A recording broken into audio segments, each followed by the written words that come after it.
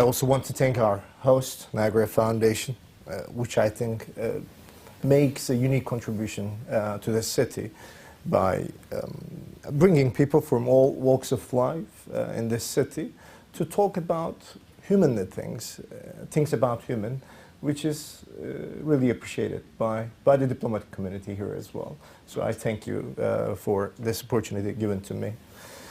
So today I'll talk about Turkish foreign policy, an update on Turkish foreign policy. I'll try to be as candid as possible and as less boring as possible.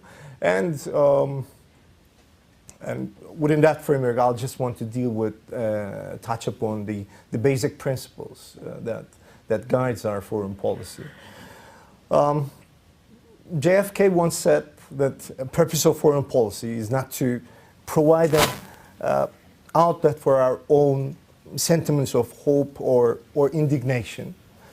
It's to shape real events in the world. So 2 decades after the end of the Cold War, no new international system has been established yet.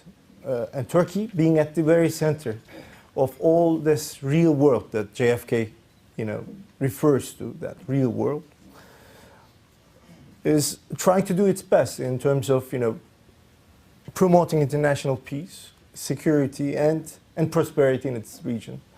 So before I go to the principles that guide us in our foreign policy, I just want to have a look at at Turkey in the post-Cold War era, how we describe Turkey's position, and what are the basic elements of Turkey's situation and position in the world affairs in terms of the post-Cold War era.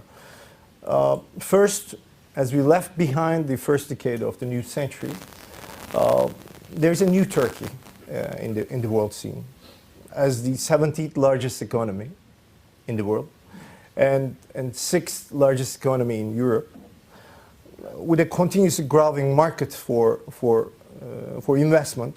Turkey is somewhat on its way joining the ranks of major global actors in terms of many parameters.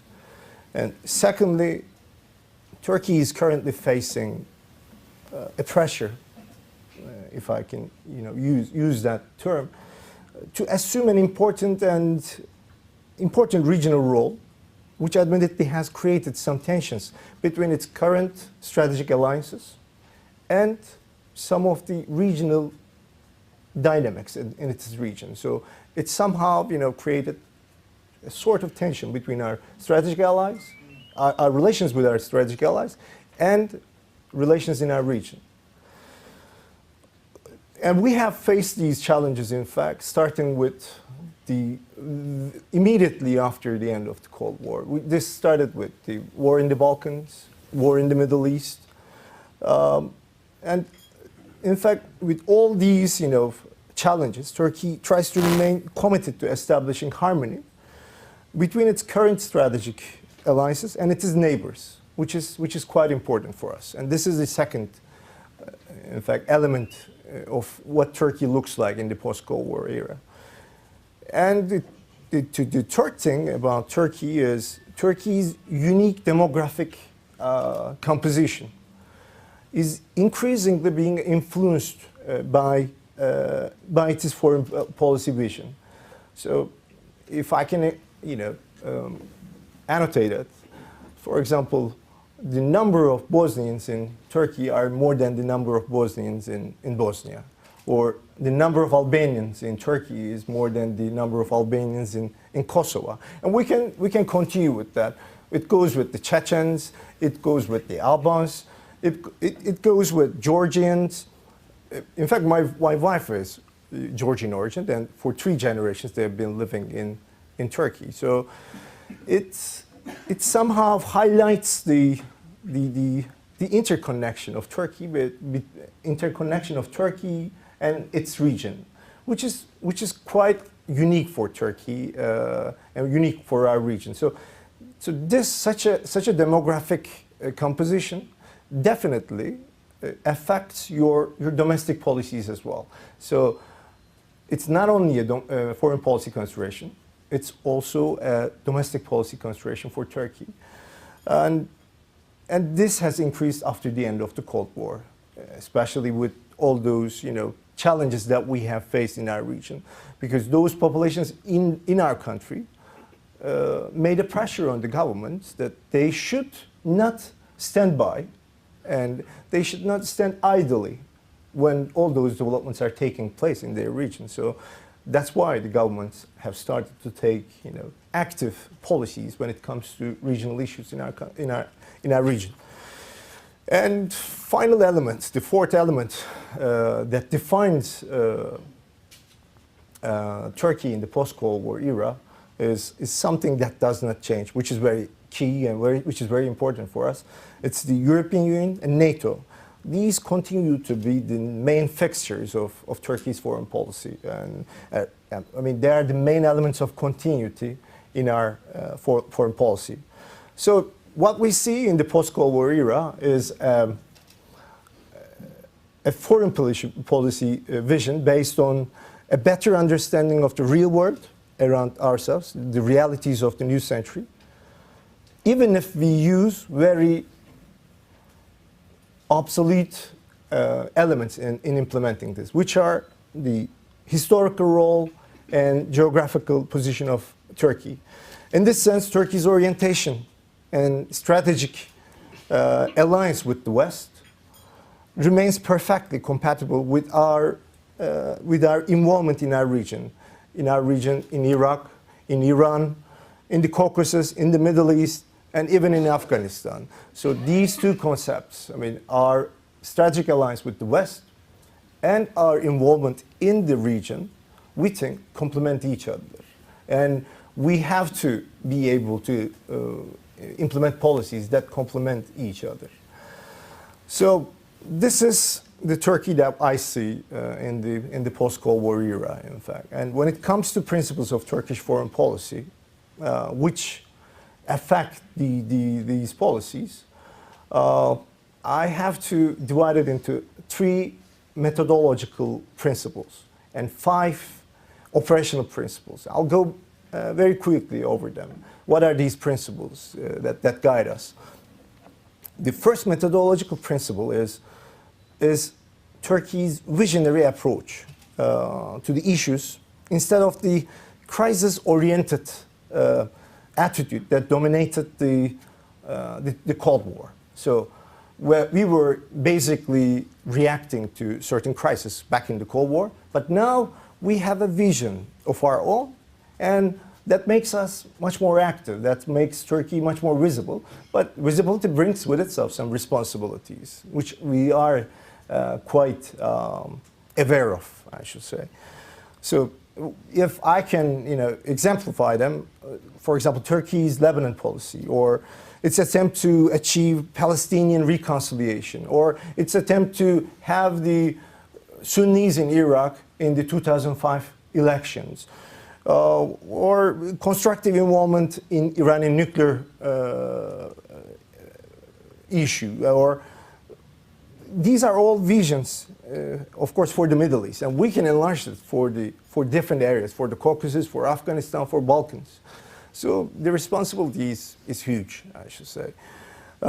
So this is the first methodological principle, and the second methodological principle is to base Turkish foreign policy on a consistent and systematic framework around the world. What I mean with the consistent and systematic is that your policies in some other world should not contradict your policies in another region.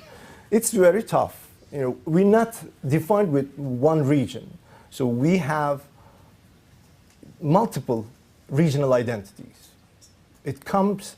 Turkey becomes a Balkan country, it may become a Caucasian country, or it may become a Middle Eastern country. When it comes to be a European country, we are a member of NATO, and we're trying to accede to EU. So you see, we have multiple identities that we have to make them work with each other. So this is another important principle in us, that we have to put it in a very consistent and systematic framework. The third methodological principle is adoption of a new diplomatic or discourse, or I should say diplomatic style, which has resulted in the spread of Turkish soft power in its region. Of course, Turkey has one of the biggest militaries in the world, but you don't see us making threats around with that military. What you have seen recently, especially, is that we are trying to put into diplomacy the leverage that we have through our civil and economic power, which is quite important. So this is in fact a different type of diplomacy. You don't see that many nations when they have so huge military powers that go around without making any references to their military power. I make this reference here to that military just to underline the fact that we don't use it. We just use other elements, which is nowadays what's described as the soft power of a country, frankly speaking. That's what defines the soft power of a country. You should exclude your military power aside and think about civil and economic terms when you talk about it. So it's the third important methodological principle when it comes to Turkey's foreign policy. So from these three methodological approaches, 5 operational principles guide Turkey's foreign policy making process. So these are elements of, these are the principles that are affected by those 3 methodological ones. When it comes to them, I should start maybe with the first principle of balancing security and democracy in Turkey, which is quite important when it comes to foreign policy issues. The legitimacy of any regime depends on its ability to balance democracy and security of the country, which is quite important for its citizens. So the security should not be at the expense of freedoms and human rights in the country. So that's what Turkey is nowadays doing, and Turkey has made great strides in protecting civil liberties, despite serious domestic political challenges in the country, especially terrorism. And Turkey does this balance in a post 9/11 world, where civil liberties has been constrained at the very in the very democratic countries. So Turkey is trying to hit that balance in its domestic affairs, which definitely affects its foreign policy, which is quite important for us. So the second operational principle is the zero problem policy towards our neighbors, which we have been successfully implementing during the last 7 or 8 years. What's the difference between the post-Cold War Turkey and the Cold War Turkey is that Turkey is nowadays, following a more cooperative track when it comes to its neighbors, and there is an improving economic interdependence between Turkey and its neighbors, which is something that we highly value, to increase our interdependence with our neighbors. That's one of the keys that you can, have zero problems with your neighbors. In 2009, for example, we achieved considerable diplomatic progress when it comes to our relations with Armenia. In fact, which nevertheless remains the most problematic relationship in Turkey's policy as to its neighbors. But when it comes to the policy with the neighbors, we have 12 neighbors, and I include the ones that we have through Black Sea as well, like Ukraine. So out of the 12, only 4 of them are Muslim countries. So our zero problem policy has got nothing to do with ideology, with religion, or other things. It's got to do with the historical context that is provided by us, with our huge, rich history, and some geographical realities that we have to live in that region. So that's what it is. That is something that you can really touch. It's real. It's the real realities in the field. That motivates us to implement these policies. And frankly speaking, we were so encouraged by the response that we got from our neighbors that we have started, established new things, which are novelties in the international relations, I should say. We have established some strategic high-level council meetings. These are basically Council of Ministers meetings that we jointly hold with our neighbors. We hold them with Greece, with Russia, with Iraq. So these are really novelties in international relations. So you're holding joint Council of Ministers meeting with your neighbors. And we're trying to establish the same with Ukraine, Bulgaria in the coming days. So this is one of the main principles that definitely guide us. And the third main principle is being proactive and to act preemptively when it comes to peace in your region. When I talk about peace in the region, main thing that comes to mind is Middle East, definitely. And you see Turkey again in the recent years very active when it comes to, bringing together sites in Lebanon or bringing together sites in Iraq, bringing Israel and Syria together. And when you go outside of the Middle East, you see Turkey again bringing together Bosnia and Serbia. You see again Turkey bringing Afghanistan and Pakistan together. And you see now Turkey is hosting in a couple of days the meeting of the International Committee with Iran in Istanbul about this nuclear issues. So you see Turkey much more proactive in its region when it comes to taking initiatives to establish peace in its region, which is quite important, how we define ourselves nowadays. And the fourth one, which is multi-dimensional foreign policy, and it has some links with that previous principle that I have told you, is when I say multi-dimensional policy, is that Turkey's global actions are complementary to each other, not in contradiction or not in competition. These are important things for us. So what we basically say that is our relations with US or EU shouldn't prevent us from, intensifying our relations with Russia or having a partnership with Russia, which definitely helps EU and US, in fact. Or our great ties with EU and US shouldn't prevent us from intensifying our relations with our neighbor, Syria, which is, again, an asset for the West. So we are acting on the part of the West as a mediator to engage Syria, which is something to be appreciated, I think.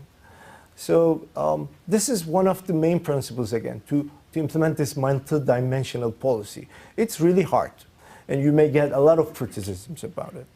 But we want to take the challenge of trying to establish such relations, and take the challenge of, facing those criticisms, which is quite important for us. And the fifth and the last operational principle is what our ministers call as rhythmic diplomacy. Rhythmic diplomacy is, since our minister is an academician, he comes with such definitions, but I like them. The idea behind this rhythmic diplomacy is that we are trying to include Turkey in every international fora possible. In every international organization, you see Turkey. You may not find it always very relevant, but we find it relevant, and we see that it helps to the dynamics that we see in the global affairs. Again, to give you examples, of course, it's natural to see Turkey as the chairman of Southeast European cooperation process in the Southeastern Europe, in the Balkans. And you see another Turkey as a member of OIC, Organization of Islamic Conference. And you see Turkey as a member of NATO. And you see Turkey again as an active observer in African Union, taking active initiatives in the Arab League. You see Turkey taking really courageous steps when it comes to Kyoto Protocol. So you see Turkey everywhere that is relevant today, which is an interesting part of our foreign policy. We want to make sure that it's understood that Turkey is relevant to whatever we talk about in terms of global affairs. And we want to provide our added value in that respect, which is an asset, we think, that the international community should capitalize. So, in fact, these principles demonstrate, I guess, a new perspective, as you can see. One that's based on vision, soft power, a universal language, I should say, and implementation of consistent foreign policies in different parts of the world. So to sum up, we have a rich historical and geographical heritage. That's something that's, I guess, appreciated by everyone, that rich historical and geographical heritage. We also have a profound consciousness about the value of peace and security in global affairs. So we are quite aware of the importance of these concepts as well. So when you have that rich heritage of geography and history, and that consciousness that peace should be upheld in the world affairs, you have that responsibility. You feel that responsibility, whatever you do in world affairs. So we're quite aware of that responsibility, and we act, and we take great pride in acting accordingly with this understanding. That's basically what I can tell. I know I'm very passionate about this, but this framework really is the key behind every step that Turkish diplomats take in the field. It includes me as well. I mean, I always find a relevance for myself in the mid of America to make this foreign policy relevant for starting with this region of the United States, and try to implement this. The key for me is to make Turkey visible and relevant in this part of the United States. And what we think is that if every Turkish diplomat can do this in its own responsibility area, so these will come up and will definitely serve as new, let's say, leverages for Turkish foreign policy, and for our leaders that try to come up with this the idea of a responsible Turkey as a responsible partner in world affairs. So that's basically what we are, and that, I should say, will complete my presentation about Turkey and its foreign policy. And I kept a part of it for question and answers. I'll definitely love to hear your questions. You described the objective of consistency in this attempt in a very complex world and region to apply consistent policy. If you could focus on the Israel-Palestinian issue, what are Turkey's foreign policy objectives at this point moving forward as it relates to the Israeli government, the Palestinian Authority, Hamas, and Hezbollah? Let me start with Turkey-Israel relations. We are the first Muslim country that recognized Israel, and we are the second when it comes after United States. When it comes when we apply this to the world scale, so we were the second country that recognized Israel. And the relations between Israel and Turkey does not start with 1948. It goes back 500 years back. So, so the relations between, we're talking basically about relations between Turkish people and Jewish people, which is described in very cordial terms. And we have been able to maintain this relation between these two countries, between a Muslim country and Israel, in a region where, you know, conflict has never ceased to exist. So, in fact, at that point, since we have been able to, you know, handle this relation in a very tactful way, not only Turkey but Israel as well, we want to see our Israeli friends to cooperate with us in that respect as well. That's why we came up with the idea of, you know, Israel and Syria talks. That's what we that was the, you know, main idea behind it. Because as Kissinger says, you know, you can make war in Middle East without Egypt. You cannot make peace in Middle East without Syria. So that was very important for us. So you cannot really isolate the Israeli-Palestinian issue from other elements of politics in Middle East. So that was the, you know, comprehensive approach that we have always tried to explore. So that was the reason that we approached Palestinian and Israeli issues from that perspective. This may include Iran as well, which is there through some proxies in the region, as you can imagine. So, in fact, and this is the state-to-state part of the issue, but there is a part that is very much relevant to the public in the region, the grievances of the Palestinian people, and those grievances bring certain realities with them, like the presence of Hamas, or it may be defined in a different way, but the presence of Hezbollah in Lebanon. So these are, again, the realities of that region that we are trying to, you know, bring all those parties that are, you know, undeniable ingredients of a possible solution in the region.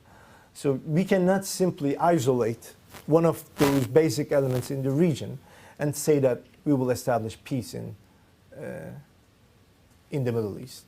So that's where Turkey wants to play a role. That's where Turkey has played a role so far, to be a party that everyone can talk in the region, which is very rare in our region, which is very rare when it comes to countries who are also allies with EU and US. So this is the leverage that we want to, you know, capitalize on.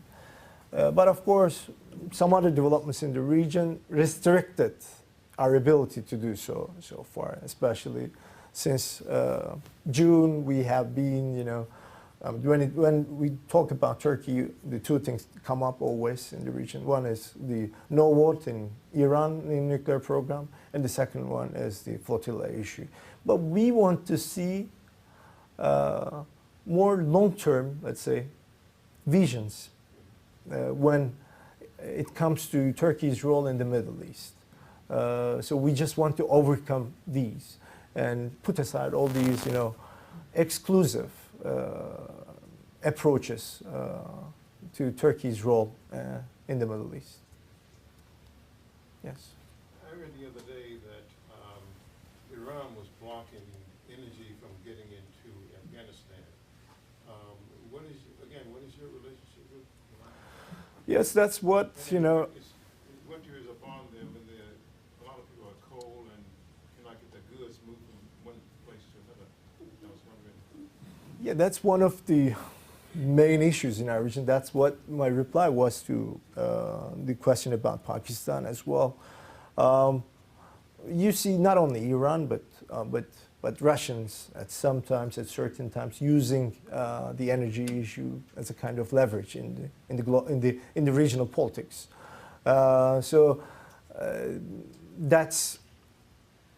That's an undeniable reality, and I appreciate the fact that since that's an asset in the hands of these countries, it's a part of the real politic that they may apply. They may resort to using that as a kind of leverage when it comes to relations with the countries in the region, that interdependence. So what we're trying to do is to increase and diversify that level of interdependence between the regional countries. So that's why we are not trying to, we're doing our best not to have Iran or Russia monopolize the energy market in our region. So that's why we're trying to diversify the resources of energy in our region and the ways that those energy are being distributed to the world. Otherwise, we will be facing these things, which is unfortunate, and which is unfortunate because of the fact that Afghanistan needs the help of the international community at this point in time.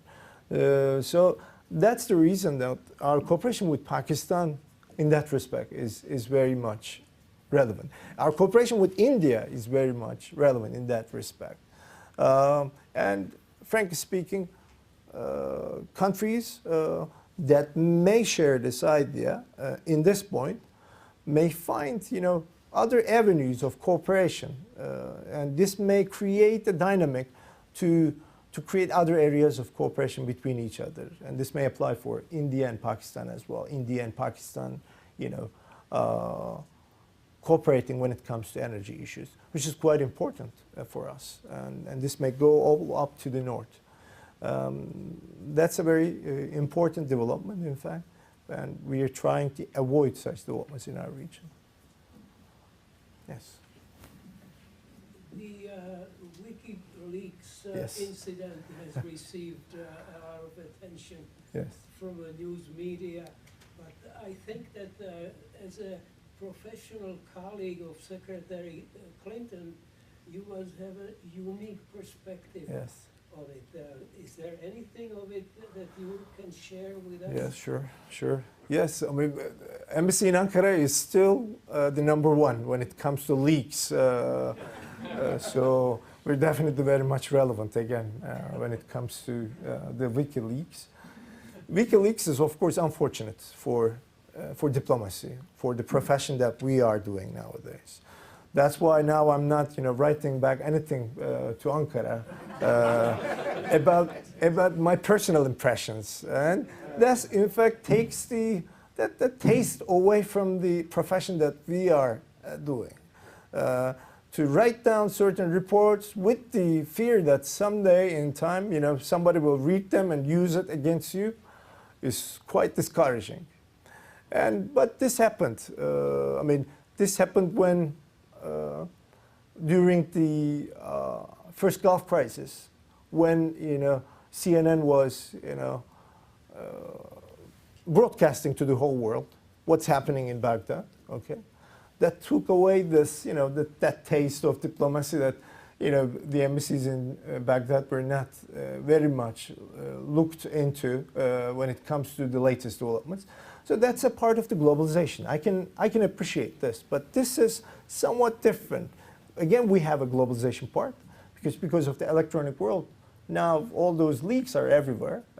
We're just updating ourselves every day about it, and frankly speaking, it's not good to see countries using these leaks against each other. It definitely will affect diplomacy, but it didn't stop yet. We don't know where it will stop. But it will definitely, affect the way that diplomacy is done. It's a kind of, earthquake for how we do this job. Now, I know that this wouldn't happen in the Foreign Office of Turkey, but is it possible or conceivable that in some foreign departments of other countries, Yes. that there may be some Schadenfreude? Thank you for excluding Turkey from this. Yeah, it may be the case. You never know. And I mean, this is diplomacy. I mean, and it's up to how you interpret this profession. In fact, there is not a book how we do diplomacy. You know, open page 2040 and look what happens when WikiLeaks appears. No, there is not such a book. So everyone has their own book, frankly speaking, about this, and it comes with the tradition of diplomacy. And thank you for accepting that. We have a very short but very decent tradition of diplomacy when it comes to Turkish Republic, and we're well known with our diplomatic courtesy and the basic rules, basic principles of diplomacy. When it comes to that, we simply shy away from giving nicknames or other things when it comes to our partners in the field. We use their names, and that's what we do, frankly. But thank you for coming with that appreciation about us. Any more questions? Yes. How do you see the relation between Turkey and the EU and the progress of Turkey being included to the EU? Okay. EU, yes. That was my question. Yes. I can't escape that question. So, yes, EU. Cyprus at the same time. Yes, Cyprus. Okay. What's more? EU is, I mean, Europe is not what we say is not a geography for us. It's not about religion. It's not about geography. It's not about how those countries in that region define themselves. It's not that arbitrary to define Europe. Europe is an idea. That's what we think. And that's what we have been always, telling to our friends in Europe and to our American friends as well. And we need their help in certain respects that accession of Turkey EU is the main pillar for Turkey's motivation when it comes to matters regarding human rights, democracy, rule of law, market economy. EU means this to us. So in the past, some people came up with the idea that, this is a civilizational project. If this means that, EU represents a civilizational project which is very much relevant to Christianity or some other things, or anything that is excluding the certain countries in terms of religion, race, whatever, then EU is no more a civilizational project. You cannot come up with that claim, because when we talk about civilization, that's what we're trying to, emphasize in the post-Cold War, or in the post-Cold War, and in post-9/11, that there is only one civilization, which is the human civilization, which is the key for the development of the common good of the human. That's what we are trying to do when we are, coming up with so insistently that we want to be a member of the EU. We want to complement that civilizational project, but we don't want to complement the civilization project in the quotation marks, I should say, because that is not something that we can appreciate or we can understand. So we want to see EU as a civilization project of the human race. That's how we approach it. Of course, we're not that naive, and we appreciate the fact that it is really difficult when it comes for EU to make that decision to include Turkey in it or not, because it is a decision that will affect the nature of EU, and it's a hard decision, but they had plenty of time to think about it, I guess, and we still give them time to think about it, to ponder about it. when it comes to deepening and enlarging EU is another issue that EU even discusses among themselves.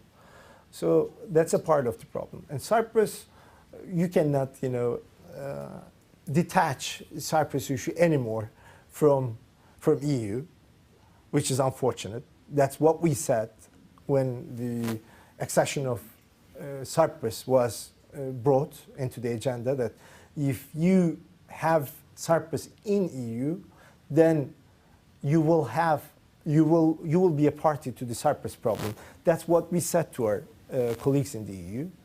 But contrary to our advices or recommendations, they insist to act in that way. So Cyprus is a part and parcel of Cyprus issue now, a part and parcel of Turkey's EU accession process, which is unfortunate.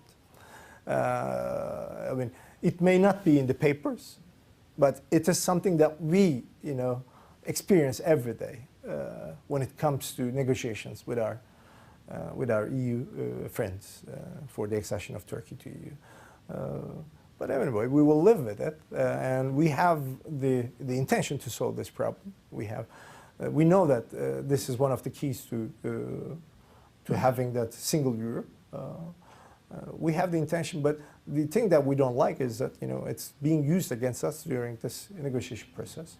It's not something that any country will appreciate when it comes to diplomacy negotiation. In diplomacy, Turkey is described as the country of Turkey is the farthest west of the east and farthest east of the west, farthest south of the north, farthest north of the south. Yes, a lot of it. And of course, this brings a great responsibility in the region. And the Turkish foreign minister, His Excellency Davutoğlu, brought a new ideology in Turkish foreign policy, as you mentioned in your speech, the zero problem with neighbors.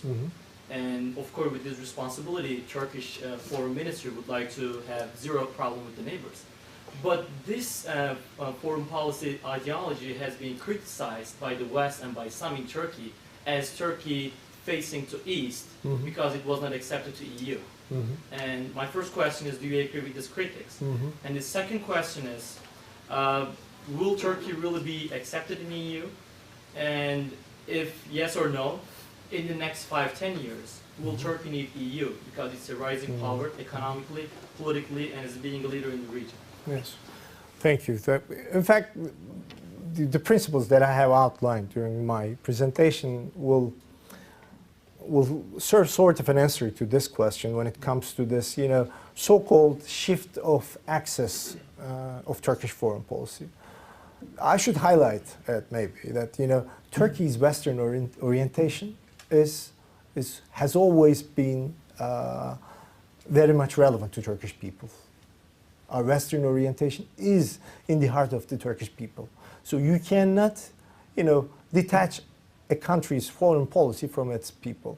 So when you ask Turkish people whether you want to be a member of that big part of the world, West, yes, the answer is yes.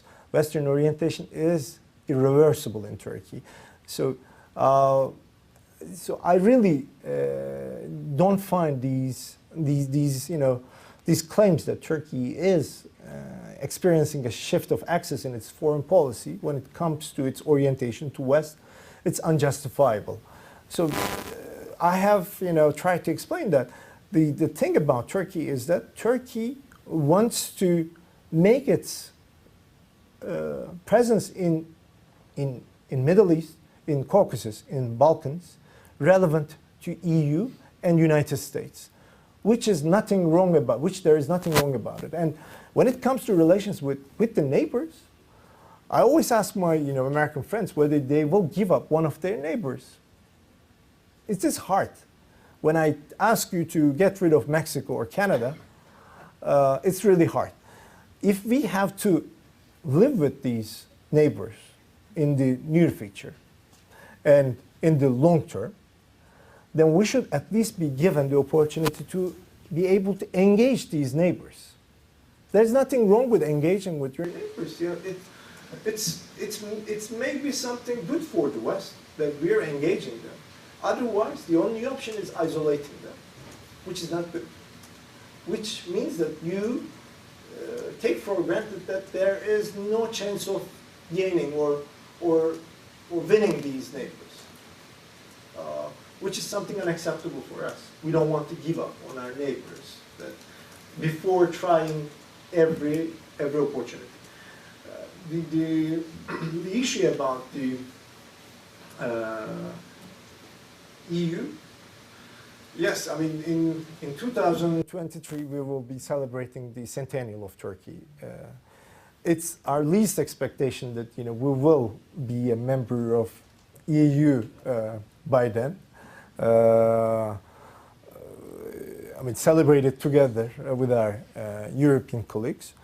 But of course, I mean, in 2003, Turkey celebrating its centennial will be something quite different what we have from today. It's 13 years later I'm talking about. When you look at Turkey 13 years ago from now on, it's a different Turkey again. And there is a huge dynamic there.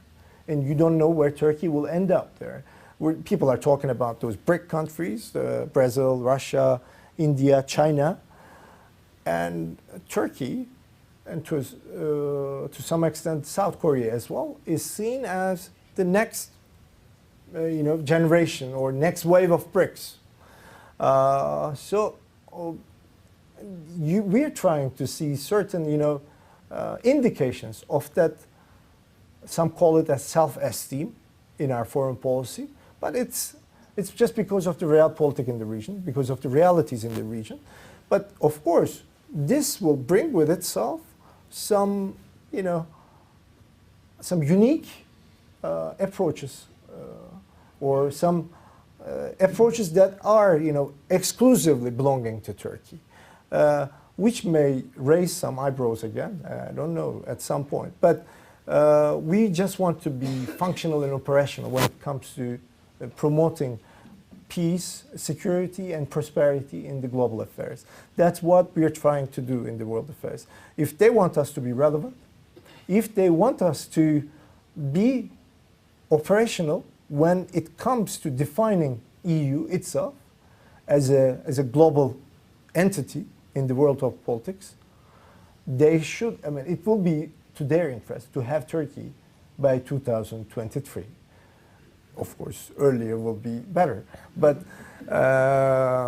that's my belief that we just want them to make that decision. Otherwise, Turkey will go ahead with its own dynamics, and it's really hard to digest certain things. But we're digesting them, and realpolitik makes us digest all these facts.